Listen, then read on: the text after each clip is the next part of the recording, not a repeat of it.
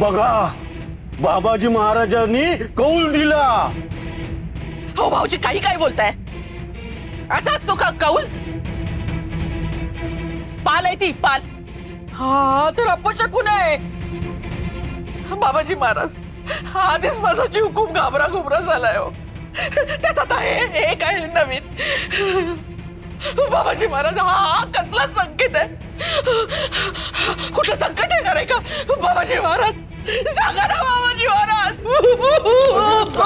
बाबाजी महाराज, काही चुकलं बघलं असेल तर पोटात घ्या, पण माझ्या दिगूला सुरक्षित ठेवा. हा खूप आहे. अरे कुणीतरी ती पाल बाहेर नेऊन टाकणार आहे. बाबाजी महाराज, बाबाजी महाराज.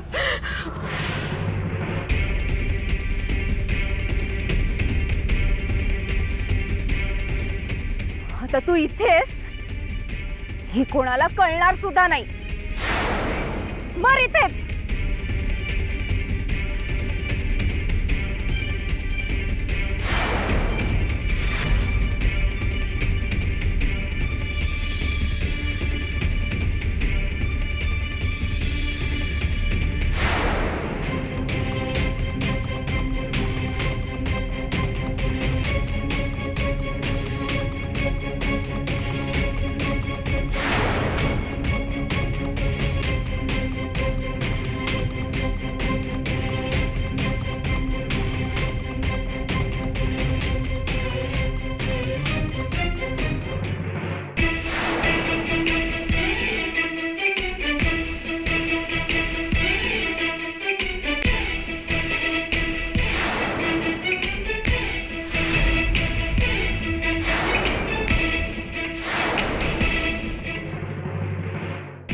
माणिक, तू रक्त शोषून घेतीस.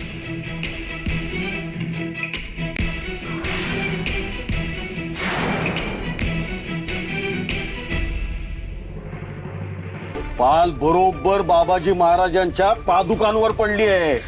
म्हणजे बाबाजी महाराजांचा कोप झाला. होय? शिक शिक, चल चल, हडा हडा हडा हडा, शुक शुक शुक, चल. होय? अरे पाल उडून बाबाजींच्या आसनावर गेली. हाव भाऊजी, शुकशुक आणि हाडहाड काय करताय? माणूस आहे का ती, की कुत्रा आहे की मांजर आहे? अहो उचलून बाहेर फेका ना तिला. अशी कशी उचलणार? अंगावर येईल ना ती. काका आजोबा पालीला घाबरता. अरे शंभू, अरे शंभू. शंभू, वातावरण पुरे झाला. ती अभद्रपाला ती बाहेर फेक बघू जा. आता पादुका आणि आसनाची शुद्धी आणि नंतर सिद्धी करावी लागेल. बाबाजी महाराज. माणिक, अगं नको, तुझ्या जीवाला अपाय होईल. सावकार, तुम्हाला शुद्ध आले, मी धन्य झाले. सावित्रीप्रमाणेच माझेही प्रयत्न सफळ झाले. तुम्हाला माझ्या सौभाग्याला जीवदान मिळालं.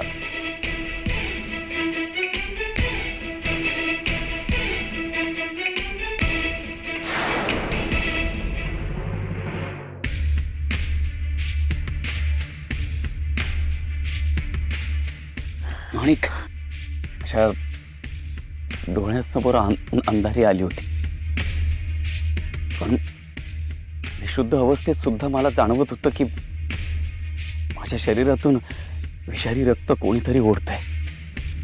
ती जर सखू असते ना, तर मला खूप वाईट वाटलं असतं. म्हणजे तू माझं विष.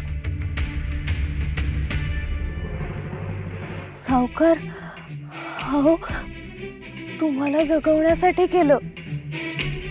तुम्हाला साप चावला आणि ती सखू घाबरून पळून गेली हो.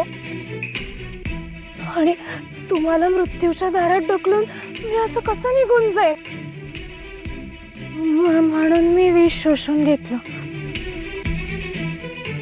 तुमचा जीव वाचला, आता माझं काय हो? नाही माणिक, मी तुला काही होऊ देणार नाही. चल आपण घरी जाऊ. त्या सखूने पुन्हा तिची वृत्ती दाखवली. पूजा करायचं फक्त निमित्त होतं. खरं तर पूजा मनातून नव्हतीच.